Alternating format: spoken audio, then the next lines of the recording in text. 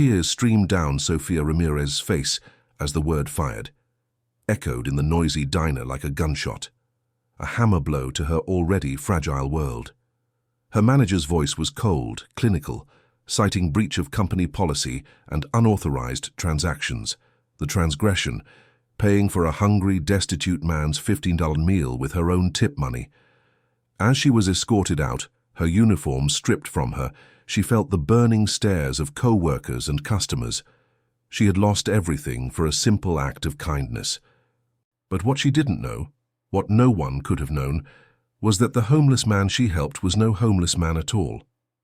And his return the next day wouldn't just change her life, it would shatter the very foundations of the multi-million-dollar corporation that had just cast her aside. The alarm on Sofia Ramirez's phone didn't so much chime as it shrieked, a piercing 5 a.m. digital scream that sliced through the thin walls of her cramped apartment in Pilsen. For a moment she lay still, the familiar ache in her lower back a dull reminder of yesterday's 12-hour shift. The scent of stale coffee and the faint sweet smell of her son's chamomile-scented laundry detergent hung in the air. This was her world, a symphony of exhaustion and love played on a loop. She slid out of bed, her bare feet meeting the cold linoleum. In the other room, her 7-year-old son, Matteo, coughed, a dry, rattling sound that made her heart seize every time. His asthma was a constant, unwelcome guest in their lives, its presence dictated by the changing seasons, the city pollution, and the cruel lottery of genetics.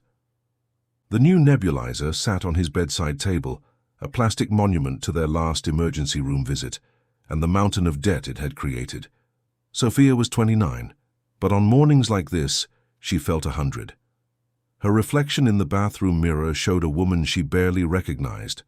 The bright, hopeful eyes of her youth in Guadalajara were now framed by faint lines of worry. Her dark hair, once her pride, was perpetually pulled back in a severe functional ponytail. She was a waitress at the Silver Plate Diner, a mid-tier establishment owned by the sprawling corporate giant Hawthorne Holdings, Inc. It wasn't a glamorous job, but it was a job.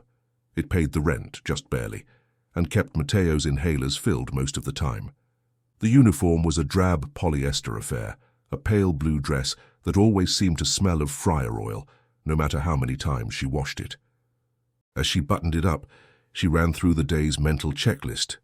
Drop Matteo at Doña Rosa's, pray there's no traffic. Remember the Wednesday soup special is tortilla soup. And most importantly, stay on the right side of Karen Whitaker. Karen was the diner's manager, a woman who seemed forged from steel corporate policy and burnt coffee. She managed with a clipboard in one hand and a stopwatch in the other. To Karen, customers weren't people. They were tickets. Employees weren't a team. They were units of labor. Everything was a metric. Table turn time, average guest check, side dish upsell percentage. Compassion was an inefficient variable she had long since eliminated from her management equation. Ramirez, you're 3 minutes late, Karen would say if Sofia clocked in at 6:03 a.m. That's 180 seconds of unproductive labor cost the company has to absorb. Sofia swallowed a dry piece of tortilla, kissed a sleeping Matteo on the forehead, and whispered, Portate bien con Doña Rosa, mijo. Mamá te quiere. She scribbled a note, left it on the counter with a small glass of horchata, and slipped out into the pre-dawn chill of the Chicago streets. The Silver Plate Diner was already humming with low-level anxiety when she arrived.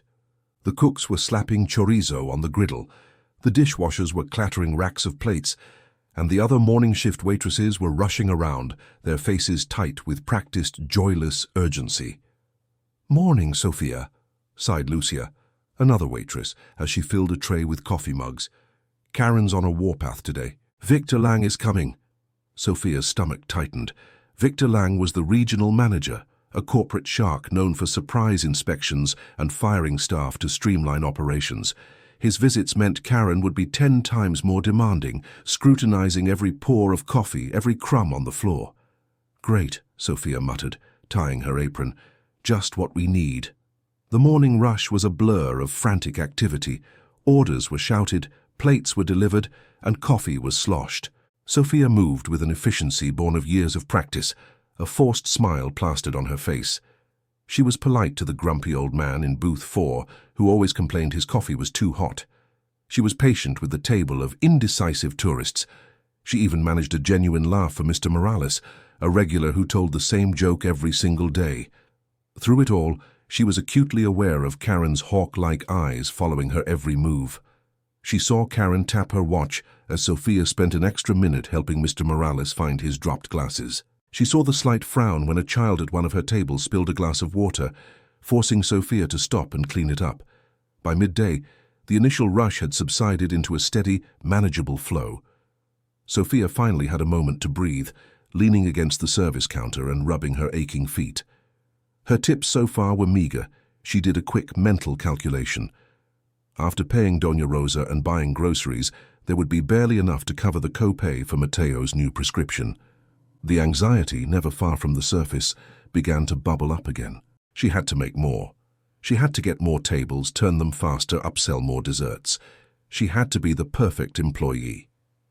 It was then, at precisely 1:15 p.m., that the bell above the diner door jingled and a man shuffled in. He was the kind of person most people try not to see.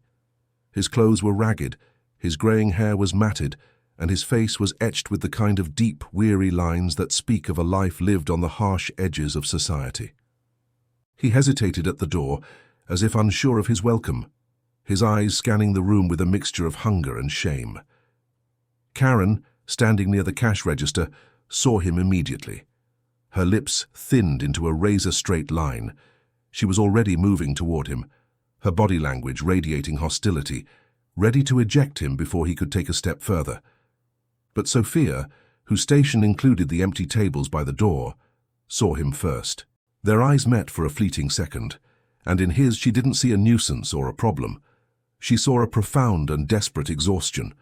Acting on an instinct she couldn't explain, she picked up a menu, stepped in front of a glaring Karen, and gave the man a small, gentle smile. "Table 41?" she asked, her voice soft. The man looked surprised, then nodded slowly. Karen stopped dead in her tracks, her face a mask of incandescent fury. The battle lines had just been drawn at table 7, and Sophia had no idea she was fighting for a man who held the entire world in his hands. The man slid into the cracked vinyl of the booth at table 7, moving with a stiff awkwardness as if his body ached. He hunched over the menu Sophia handed him, though he didn't seem to be reading it. His gaze was distant, his hands trembling slightly as he folded and unfolded the corner of the laminated page. From across the room, Sophia could feel Karen's stare burning into her back. It was a direct act of defiance to have seated him, and they both knew it. Sophia approached the table, her notepad in hand. "Can I get you something to drink to start? Coffee's fresh." The man looked up. His eyes, she noticed, were a surprisingly clear, intelligent blue, though clouded with weariness. Just water, please, thank you." His voice was raspy, unused. When she returned with the water, he still hadn't opened the menu. He was just staring out the window, watching the city rush by. A solitary island in the bustling diner. "Have you decided what you'd like?" Sophia asked gently, trying to keep her tone professional. He flinched slightly, as if startled from a deep thought. "Oh,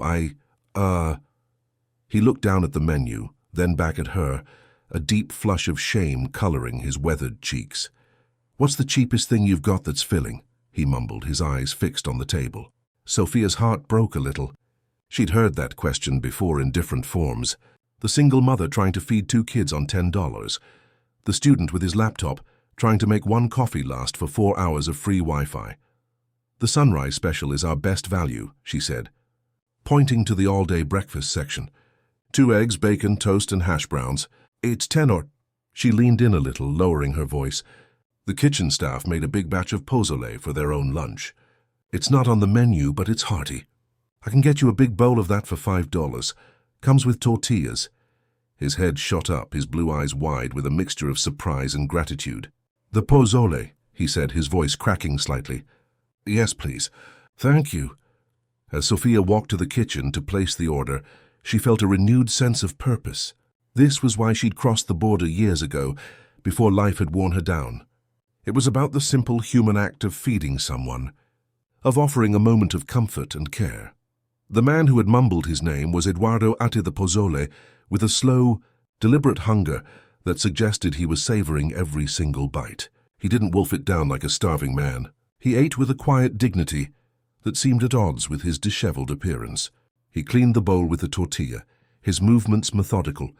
Sophia kept his water glass full, checking on him as she would any other customer. Despite Karen's increasingly obvious glares and pointed gestures toward the other, more profitable tables in her section, Eduardo was a silent customer. He didn't complain, didn't ask for anything, but he watched. Sophia didn't know it, but he was watching everything. He watched her patiently explain the menu to an elderly couple who couldn't read the small print. He saw her slip a handful of crayons and a coloring page to a restless toddler, earning a grateful smile from the frazzled mother. He saw her expertly juggle 6 plates on her arm, her movements efficient and graceful, despite her obvious fatigue. He saw her co-worker Lucia drop a tray of glasses, and he watched as Sophia was the first one there, not with a complaint but with a quiet, "Don't worry, I've got it," as she helped pick up the shards of broken glass. Most of all, he noticed the interactions with Karen. He saw the manager reprimand Sophia in hushed, angry tones for spending too long at his table. "Your job is to maximize turnover, Ramirez, not run a charity. That booth has been occupied for 45 minutes for a $5 sale. Unacceptable." Sophia simply nodded, her face impassive, and said, "Yes, Karen." When Eduardo had finished, he sat for a long time just nursing his glass of water. Finally, he signaled for the check. Sophia brought it over with a small, encouraging smile. "No rush at all," she said. He nodded and reached into the pockets of his worn-out jacket. He patted his front pockets, then his back pockets. A look of confusion crossed his face, which quickly morphed into panic. He started searching more frantically, his breathing becoming shallow. "Is everything all right?" Sophia asked, her smile fading into concern. "My wallet," he stammered, his eyes wide with genuine fear. "It's gone. It must have been stolen on the bus. I don't have any money. I can't pay." He looked utterly mortified, his face pale under his weathered skin. He started to rise as if to flee. "I'm so sorry. This was the moment of truth. Company policy was crystal clear, drilled into them by Karen and reinforced in training manuals from Hawthorne Holdings headquarters. If a customer cannot pay, do not engage. You do not make a scene. You signal the manager immediately. Karen would then call security or the police, depending on the situation. It was a zero-tolerance policy designed to prevent theft and protect the company's assets. Sophia looked at the terrified man in front of her. Then she glanced across the diner at Karen, who was already watching them. Her eyes narrowed with suspicion. She knew what she was supposed to do. She was supposed to raise her hand, call Karen over, and let the cold, impersonal gears of corporate policy grind this poor man into dust over a $5 bowl of pozole. She thought of Mateo. She thought of the overdue medical bill. She thought of her precarious immigration status and how desperately she needed this job. Losing it would be catastrophic. Then she looked back at Eduardo, at the sheer soul-crushing humiliation in his eyes. And in that moment, her own struggles didn't make her harder. They made her softer. She understood desperation. She understood what it felt like to be one unlucky breakaway from disaster. Making a split-second decision that would alter the course of her life, she gave him a reassuring look and placed a hand gently on his arm. "Don't worry about it," she whispered, her voice barely audible. "Stay here. Please don't move." Before the man could protest, she walked away from the table, not toward Karen, but toward the small hidden pocket in her apron, where she kept her day's tips. Sophia's heart hammered against her ribs. Every instinct screamed at her to follow the rules, to protect herself and her son, but the image of the man's panicked face was seared into her mind. She fumbled in her apron pocket, her fingers closing around the small crumpled wad of bills she had earned so far. A few singles and a handful of change. $13 and some cents. It was her bus money, her grocery money, her just-in-case Mateo's inhaler runs out money. It was everything. With trembling hands, she smoothed out a $5 bill and 2 ones. The check was for $5 plus tax, totaling $5.45. She would use her own money, ring it up as a cash payment, and Karen would be none the wiser. The man could leave without the humiliation of a police escort, and she could keep the job she so desperately needed. It felt like a simple, elegant, and compassionate solution. She walked to the point-of-sale terminal at the waitstaff station, her back to Karen. She quickly typed in the table number and selected the cash payment option. Her hands were sweating as she opened the cash drawer to deposit the money. "What are you doing, Ramirez?" The voice was ice-cold right behind her. Sophia froze, her hand still inside the cash drawer. She slowly turned to face Karen Whitaker. The manager's face was a thunderous mask. Her eyes narrowed to slits. I was just cashing out table 7, Sophia stammered, trying to sound casual. "With what money?" Karen's voice was dangerously low. "I've been watching you." "That man told you he couldn't pay. I saw it on his face.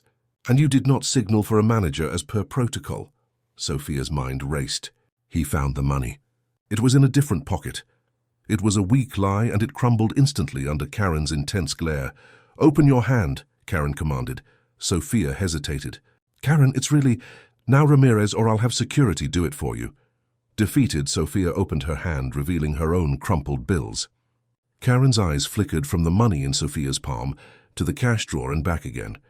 A slow, cruel smile of triumph spread across her face. This was the moment she had been waiting for. A clear, undeniable breach of policy.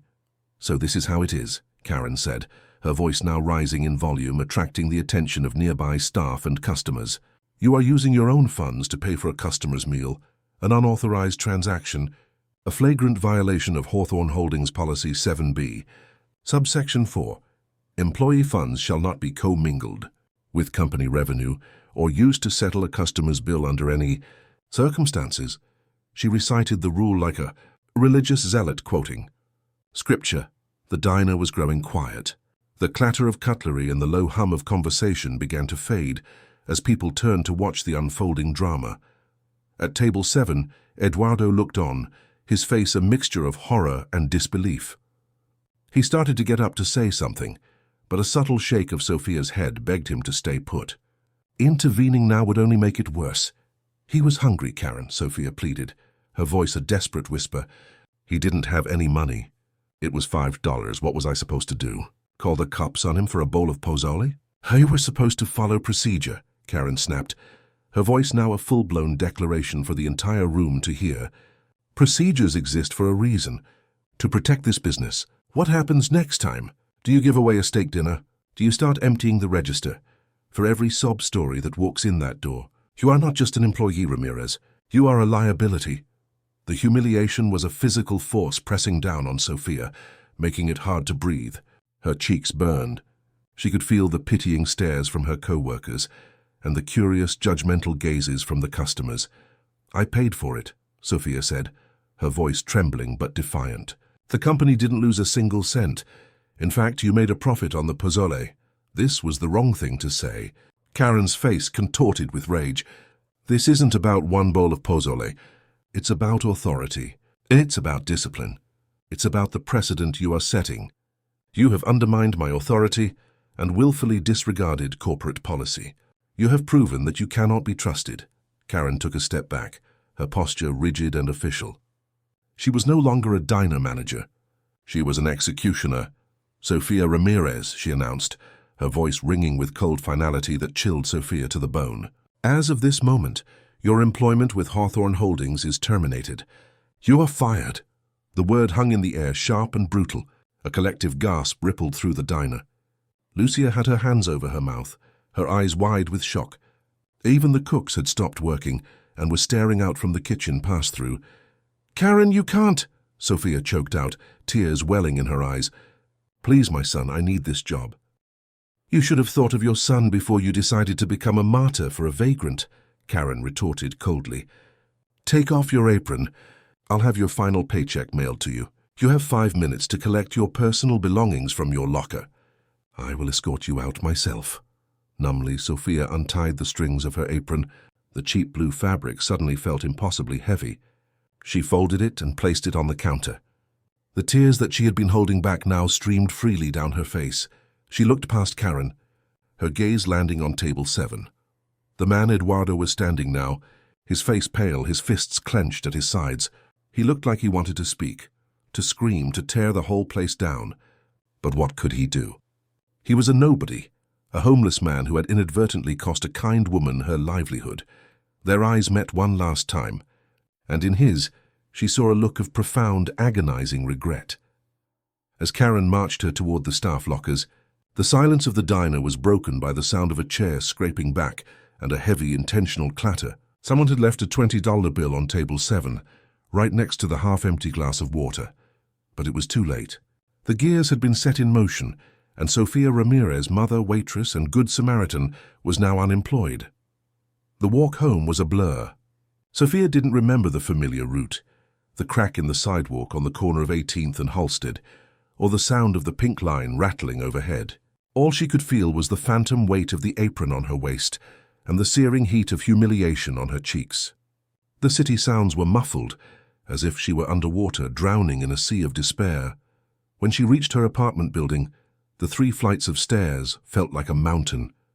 Each step was a leaden weight, her legs trembling with a combination of exhaustion and shock. The key fumbled in the lock, her hands shaking too much to guide it home. Finally, the door clicked open, and she stepped into the silence of her empty apartment. For a moment, she just stood there in the small entryway, her purse sliding from her shoulder and landing on the floor with a soft thud. The reality of her situation crashed down on her with the force of a physical blow. Fired.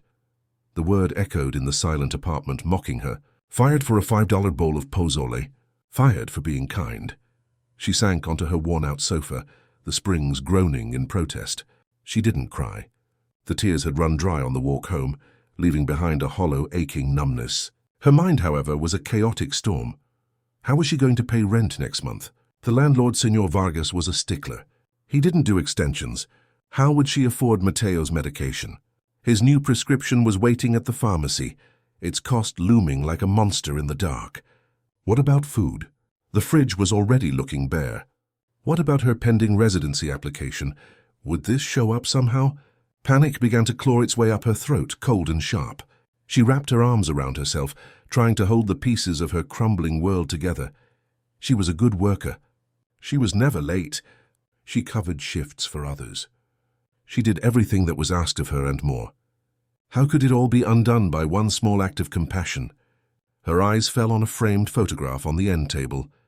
It was of her and her late husband, Miguel, taken 5 years ago on a rare trip to the lakefront. They were smiling, their faces bright with a future that had seemed so full of promise. Miguel had been a line cook, a man who believed that food was love. He would have been proud of what she did today. "You always feed a hungry man, Sophia," he used to say, no questions asked. That's the first rule of the kitchen.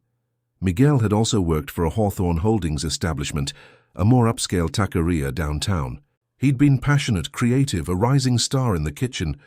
Then one night he'd been fired. The official reason was unauthorized use of company inventory. He had made a beautiful tres leches cake for a dishwasher, whose family couldn't afford one, using a handful of milk, sugar, and eggs from the pantry. He was fired on the spot by a manager just like Karen, a man who saw only inventory shrinkage, not a gesture of human decency. The dismissal had broken Miguel's spirit. He struggled to find another job with that mark on his record. The stress, the shame, it led him down a dark path. A year later, he was gone, leaving Sophia alone with a 2-year-old Mateo and a mountain of grief. The bitter irony was not lost on her. The same corporation, with its same soulless, rigid policies, had now shattered her life just as it had shattered his. It was a cruel repeating pattern, a legacy of corporate indifference that had claimed her family twice. A wave of anger, hot and fierce, finally broke through the numbness. It wasn't just about her anymore.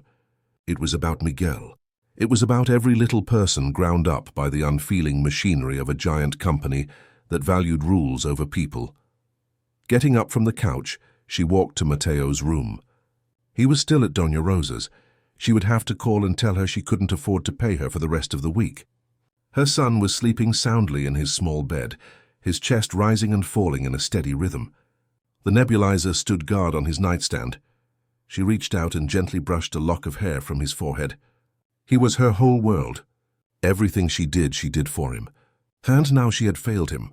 That was the thought that finally broke her. The tears came again, silent and agonizing.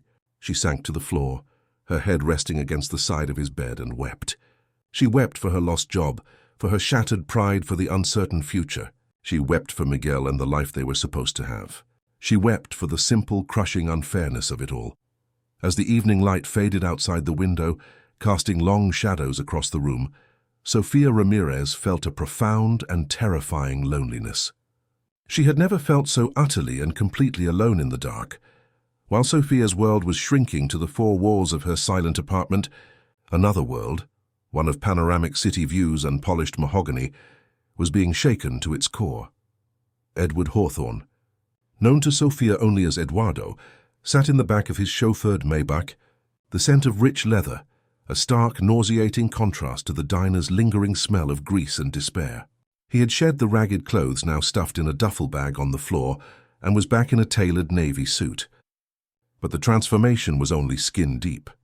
Inside he was still the man from Table 7, horrified, ashamed and powerless. He hadn't intervened. That was the thought that played on a torturous loop in his mind. He, Edward Hawthorne, CEO and chairman of Hawthorne Holdings, Inc., a man whose single word could create or destroy careers, had sat by and watched a good woman be publicly humiliated and fired for showing him a kindness he hadn't experienced in years. He had stayed in character, played the part of the helpless vagrant, because his undercover CEO consultants had told him that intervention would compromise the entire project. "To observe and report, Mr. Hawthorne. Do not engage." What a fool he'd been. This whole exercise, cooked up by his PR team, was supposed to be a way to reconnect with the company his grandfather had built.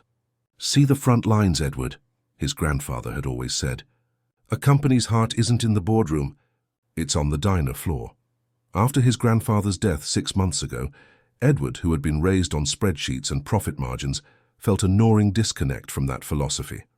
He agreed to the undercover stunt, expecting to find inefficiency, maybe some minor theft, things he could fix with a memo and a new set of policies. Instead, he found Sofia, and he found Karen. He had witnessed firsthand the brutal manifestation of the very corporate culture he had fostered. Karen wasn't a monster. She was a product. She was the perfect manager by his company's standards. She quoted policy, maximized profit, and eliminated inefficiencies. And Sofia, with her boundless empathy, was the inefficiency she had eliminated. The car pulled up to the gleaming Hawthorne Tower, a monument of glass and steel that suddenly felt like a tomb. In his penthouse office on the 80th floor, the city lights spread out below him like a blanket of scattered jewels. He had always found this view inspiring, a symbol of his power and success. Tonight it just made him feel small and isolated.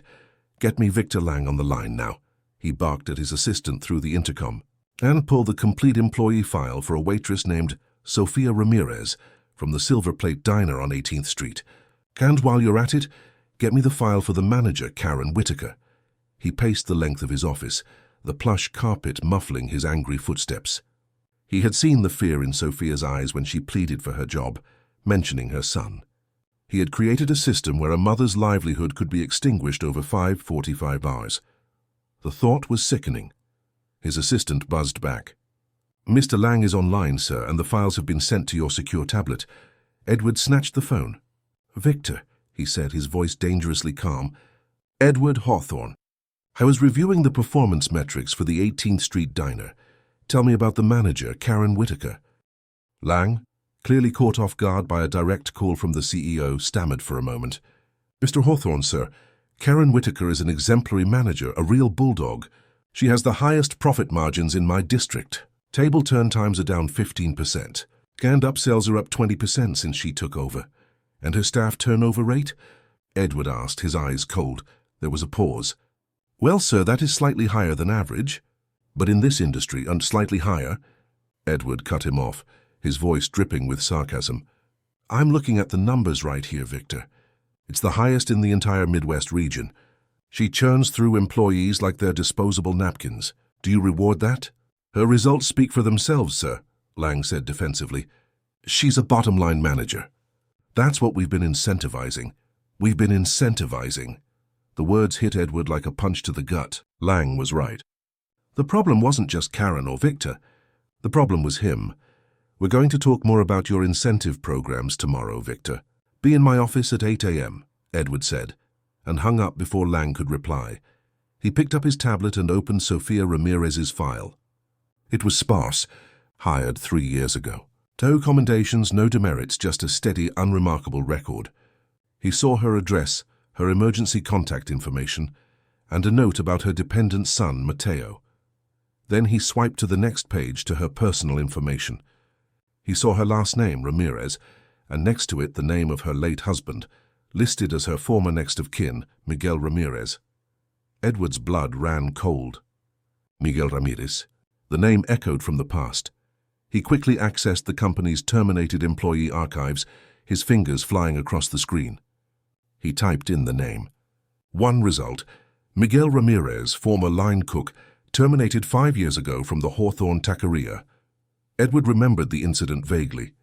A regional manager, a different one, had boasted about it in a quarterly meeting, making an example of a cook who had been caught giving away inventory. They had all nodded along, praising the manager's firm hand in protecting company assets. He looked back at Sofia's file, then at Miguel's. It was the same address. He stared at the screen, the pieces clicking into place with a horrifying, sickening finality. This wasn't a random encounter.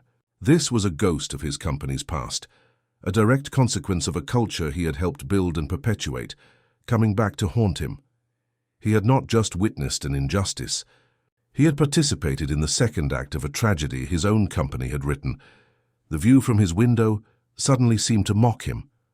He had built an empire on a foundation of cold, hard numbers, and in the process he had crushed the lives of real people. People like Miguel, people like Sofia. A profound, soul-deep shame washed over him, followed by a white-hot resolve. This was not something a memo could fix. This required more than a policy change. This required a reckoning. He buzzed his assistant again, his voice now steady and imbued with a commanding clarity he hadn't felt in years. "Cancel my 8 a.m. meeting with Victor Lang," he said. "Clear my entire morning schedule and have my car ready at 7:30 a.m. I'm going back to the Silver Plate Diner." The next morning, the Silver Plate Diner was operating with a nervous, subdued energy. Sofia's absence was a palpable void. The staff moved with hesitant caution, every action performed under the shadow of the previous day's brutal firing. Karen Whitaker patrolled the floor like a victorious general, her posture even more rigid than usual, her presence a clear warning to anyone else considering stepping out of line. She was sipping her coffee near the register when the bell above the door jingled. She looked up, a formulaic "welcome to the Silver Plate" dying on her lips. Standing in the doorway was not a regular customer. It was a man in a perfectly tailored charcoal suit that probably cost more than her car. He was flanked by 2 other people, a man and a woman, both impeccably dressed and holding portfolios. The man in the suit was tall, with an air of absolute, unshakable authority. His clear blue eyes swept across the diner, taking in every detail. They were the same intelligent blue eyes Karen had seen in The Ragged Vagrant the day before. Her brain struggled to connect the 2 images. It was impossible. She blinked, but he was still there, now walking slowly toward her. "Good morning, Karen," the man said, his voice calm but resonant with power. It was the same voice, no longer raspy, but smooth and commanding. "I believe we met yesterday. You, however, met Eduardo. My name is Edward Hawthorne." Karen's coffee cup slipped from her fingers, shattering on the floor and splashing hot liquid across her sensible shoes. She didn't even notice. The name echoed in her ears. Hawthorne, as in Hawthorne Holdings. The staff behind the counter froze. The low chatter of the few morning customers died away. Mr. Hawthorne," she stammered, her face draining of all color. I had no idea, sir." "It's an honor. I didn't recognize you." "That was the point," Edward said coolly, his gaze unwavering. "I came to see my company from the perspective of a customer, or in my case, from the perspective of a man with nothing, and what I saw was illuminating." He gestured to the 2 people with him. "This is Jennifer Lee, my head of human resources, and this is Robert Kim from my legal department. We're here to conduct an immediate and thorough operational review." He then turned his attention to the rest of the stunned staff. "I would like to assure you all that your jobs are safe. We are here to fix what is broken, not to punish those who have been forced to work within a broken system." His gaze landed back on Karen, and all warmth vanished from his eyes. I saw a manager who prioritizes policies over people, who values a $5 transaction over human dignity, and who fires a dedicated, compassionate employee without a moment's hesitation to enforce a soulless rule. Karen was trembling now, her carefully constructed world collapsing around her. "Sir, I was just following procedure, the company handbook." "I am well aware of what the handbook says," Edward interrupted, his voice sharp as glass. "I signed off on it, and I have never been more ashamed of my own signature. You did exactly what the system I created taught you to do, and that is the problem." He turned to his HR head.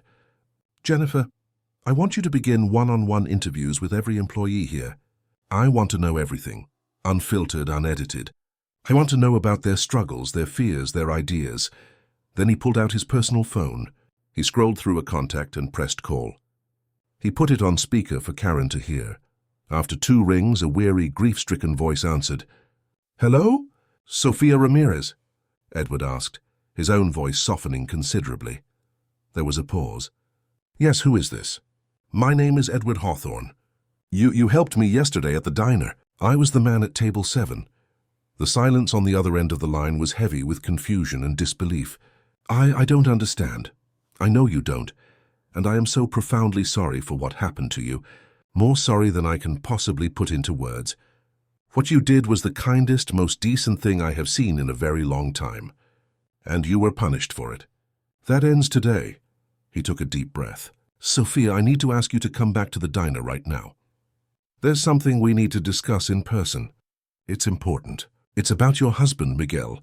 At the mention of Miguel's name, there was a sharp intake of breath on the other end of the line. Karen's eyes went wide. She knew about Miguel Ramirez's firing. It was a legendary story among Hawthorne managers, an example of how to maintain standards. The full horrifying scope of the situation was finally dawning on her. "I'll be there in 20 minutes, Sophia said, her voice no longer weary but filled with a new, sharp and uncertain intensity.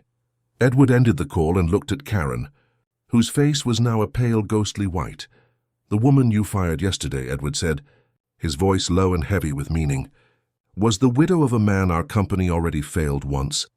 You didn't just fire a waitress.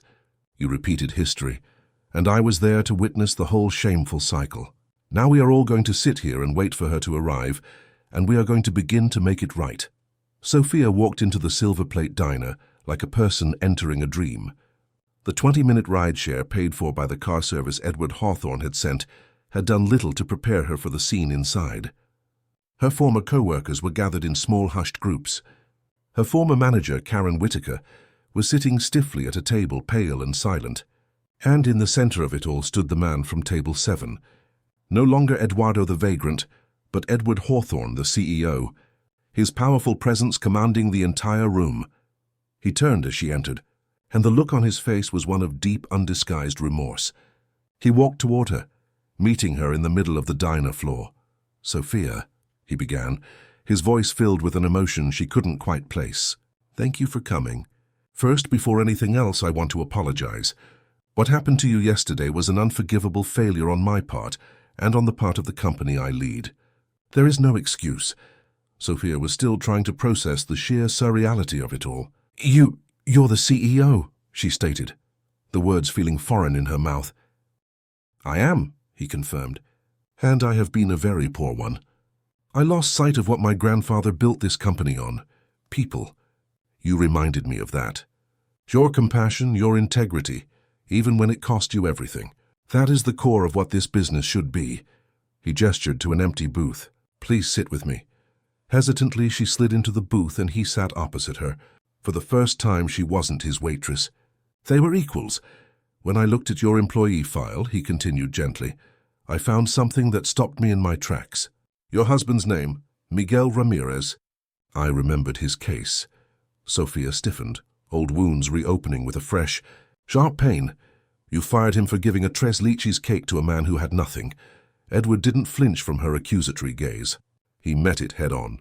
"Yes," he said, his voice thick with regret. "We did. It was a decision made by a regional manager, but I was the CEO.